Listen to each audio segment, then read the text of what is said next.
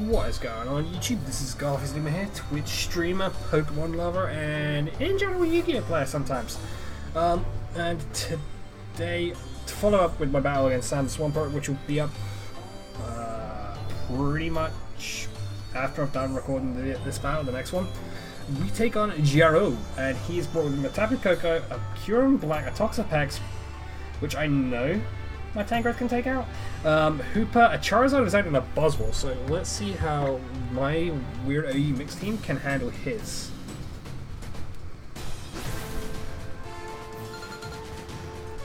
And let's just crank up the volume a little bit. So obviously, as I said in the last video, so I lead a lot with my Magazine, which is a good thing because I can use to pivot in and out.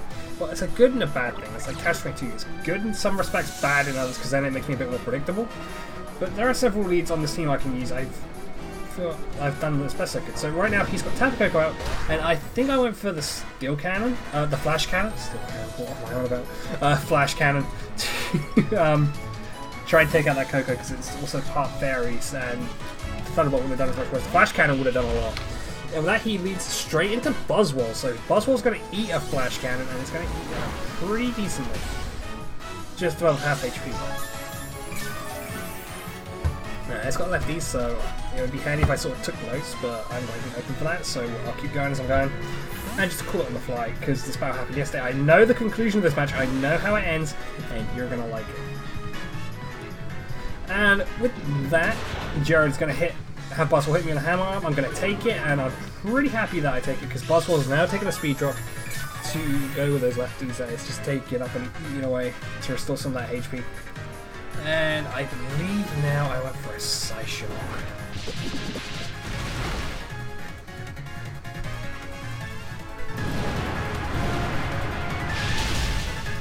No, I went straight for a Flamethrower. Which, obviously, super effective damage. It's going to do a lot to Buzzwole. I could easily take another Poison Jab and then just kill it with another Flamethrower. But with that, he feels it's safe to switch out, predicting that Flamethrower to be coming and go straight to Kyurem Black, which I'm pretty sure I can take out.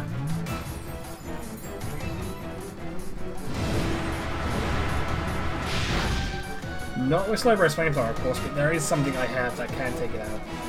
Now I switch out and go into pull OP back into my Magazine, because I had a feeling that Thunder move was coming, and I know that obviously smart play would have been to go back into Polar OP. It's gonna take a buck ton of damage, but it's gonna be worth it. Even got a crit? Man. And there goes his lovely little electrical field he got from his Tapu Koko. With that, I'm going to hit him with a Flash Cannon. I believe I'm sacking it off now. No, I kill it. That's beautiful. Beautiful! Go by Kyurem Black. Next up, Hooper. How did I get around Hooper? And I believe Jaerod lost his Kyurem Black a bit sooner than he expected, which is good for me on my part. So that, into my favourite part, and she's gonna take a Hyperspace Fury of he. Wow, I just noticed that I've given her a female name and it's a he. I might have to fix that now.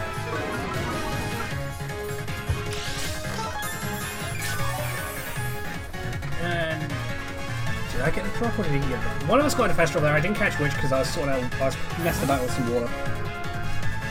And with that, in comes Toxapex, which I know my Tangrowth can take on very, very well. If I can get Tangrowth in there easy, and he doesn't try and stall me. I've seen Toxapex stall the crap out of Tangrowth before, and I tell you what, it was boring. It was like, dude, you cannot. Toxapex cannot beat Tangrowth 1-to-1. It just can't. Especially when it's put into a regeneration core, which you can take advantage of and just keep switching in and out anyway. And with that, in comes my clean switch into Tangrowth, which is beautiful. I'm going to take a Sludge Bomb very, very easily. Like, I'm going to eat out. It's no fuss, no fuss. And now I believe I'm just safe to just knock off, set up some seeds, and then just get ready to start Giga Draining my ass until it finally dies. Yeah, Baneful Bargain Cut for your protection, because you need that. You need that on that Toxapex anyway. That's right, I was going to try and put it in sleep and just take it out that way so I don't have to deal with things. But everyone's got their own play style.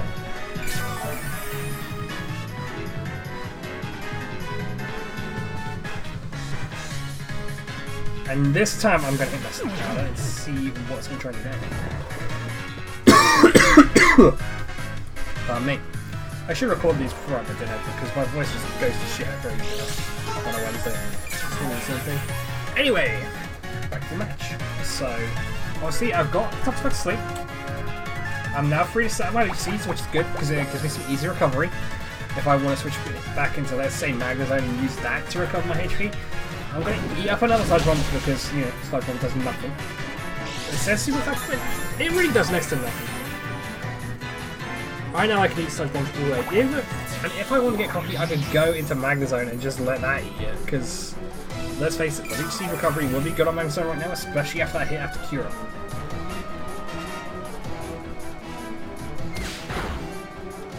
With that, just hit the knockoff, take away their Black Sludge, and just try and reduce its recovery as best I can. All the while, he's just going to keep hitting me with these Sludge Bombs, to which I'm starting to think that Magna Zone would be the bet. I could easily just switch into Magna Zone now and eat out those Sludge Bombs as he throws them my way.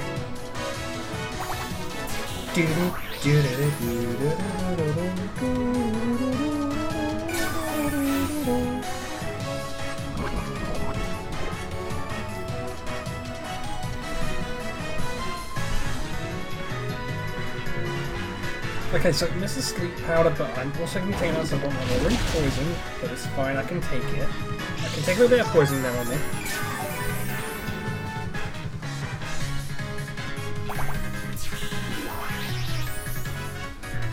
And I will gladly take your leech seed recovery, so I am now going to go ahead, and I believe this is where I just start Giga Drain to recover as much HP as I can. Because that poison's not getting any worse. It's just taking the same amount every time, just a tiny little chip damage, bit by bit.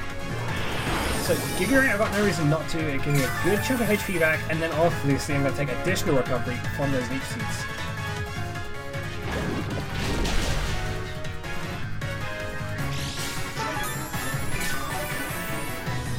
And like I said, Tangrowth can take on Toxapex all day, every day, as you can see. But looking back now, as we are here, the second Tangrowth got poisoned, I should have switched straight into Magma Zone, just predicting those Sludge Bombs. Because I know I could have easily got away with that. But at the time, I think mentally, I didn't really want to give up that leech seed recovery, even though it would have benefited Tangrowth more in the long run. Especially where this team is built on a regeneration core, where Tangrowth and Slowbro's regeneration ability is most valuable. Obviously it's going to get bucked on when I switch out on top anyway, but in case Buzzwole again, I believe I just go straight for the kill on Buzzwole, because I've got no reason not to. Like, Buzzwole's almost dead anyway.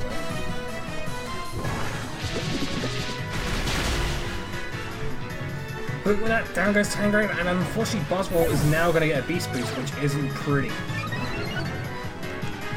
Raising its attack stat, which is never good when you're dealing with Ultra Beasts. That's why I despise using them, because they do get that Beast Boost ability.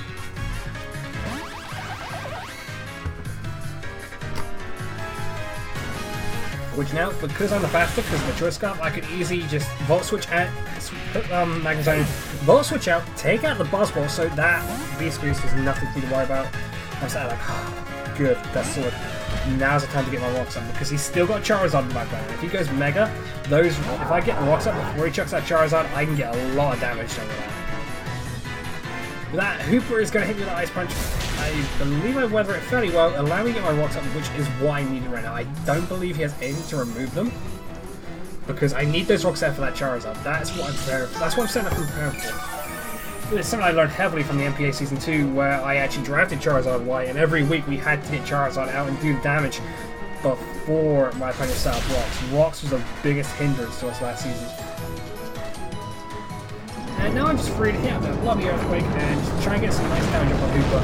Maybe even force him to switch out. Obviously, I don't think I'm going to live another Ice Punch. Unless it was like low roll. Maybe? I don't know. I think it's only one we're going to find out, so I go for it. But that, he's like, no way, I want this, I'm out of it.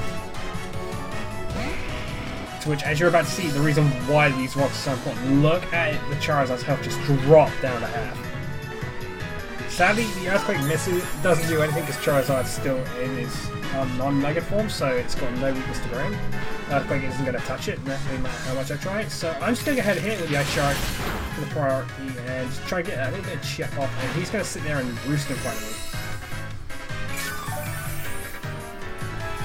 So which I'm sat here wondering, why didn't he mega them roost? Because that would have benefited him better there. So which I think there in the match he revealed that he did mega, he forgot to press the mega button basically. And since I go, oh, okay, it's not Mega Charizard, it's just a normal Charizard, I'm going to go ahead and switch it to Waddles and just hit it with Skull, because Skull's going to do it wrong. Like, Skull's going to straight up kill him.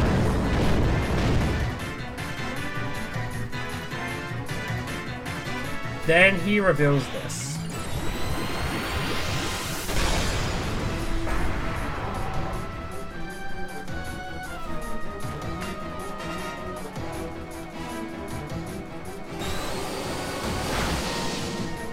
So right now, it's not a pretty picture for Slowbro to be staying on that Charizard, because that Slowbro cannot be that Charizard is.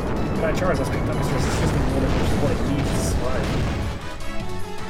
But I do happen to have that Ice Beam, which is quite beneficial. It's not going to do a great deal though, due to it still being part of Fire.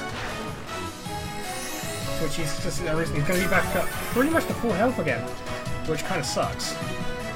I kind of wanted to take out the Charizard before it Mega, so I free. Nah, what can I do that Charizard to take it out? Okay, let's just hit it with everything I got. Side Shock did nothing, so it's time for Waddles to come out. I'm going to check out my own Charizard now, which I don't have any rocks to worry about, so I'm sat here pretty clean, pretty dry. Nothing to worry about. But that's a lot of damage from that Dragon Claw.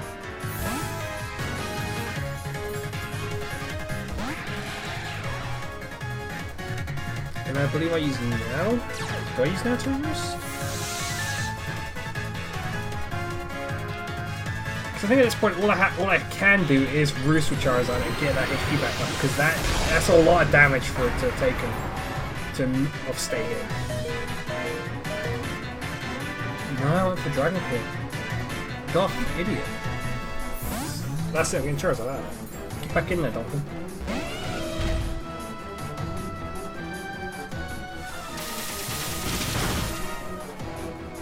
Okay, I lose my Dolphin, that's fine. I don't lose that Charizard. That Charizard's pivotal to taking down that Charizard later on. Which leaves me to go straight into my Proto OP. I can hit that Tapu with a Flash Cannon and take it out if he doesn't switch. He's standing. Ow.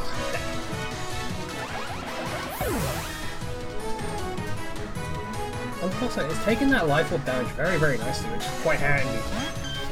Because even though he's killing my mons, he's also taking damage for it, which is very bad, which is really handy for it. I believe now I was going to try and set up a Wish Pass, which is not handy. Or I was trying to heal Bell. No, wait, do I still have Tanglade? At this point, I think I have lost Tanglade. Right now, he sort of just flipped the table on me. What have I got left? I got Charizard, I got Slowbro, and I got Fable.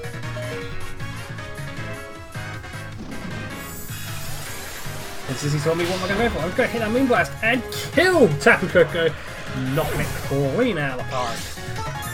Beautiful!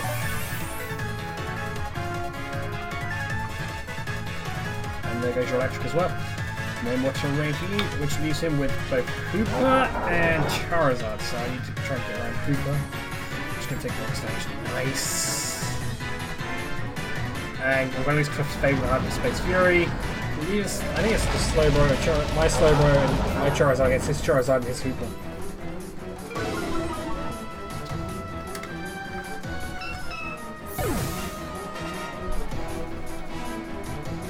To which I know Waddle's in killing range of Hooper, so I don't have to worry about that. What I have to do is live one Hyperspace Fury and Hooper will be gone.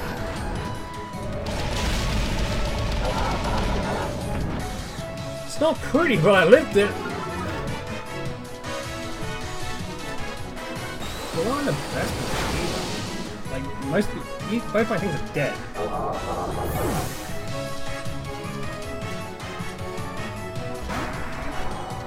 That Charizard's going to take more rock damage, which is what I need to take. He's going to roost, which is going to allow me to... I don't know why I do that. No, I haven't switched, otherwise I would switch out. So obviously I go for an attack here.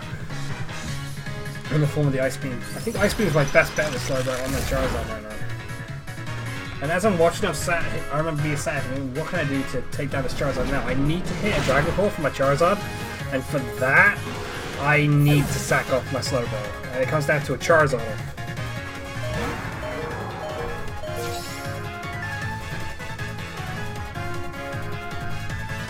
To which, if it was down to a speed tie, which I believe it wasn't anymore, because he said his Charizard was special defensive, it could have gone either way. But because my Charizard outsped, obviously I kill his Charizard and I win. But GG Jaerod, I can't wait to fight you again, dude. Seriously, that team is incredible. It almost gave you a win. Hang on. Bless me. It almost gave him the win, and on top, it would have been a very good win as well, because he was in a bad position early on and then he sort of got the comeback. So it was a very back and forth battle. No RNG playing favourites at all. I loved it.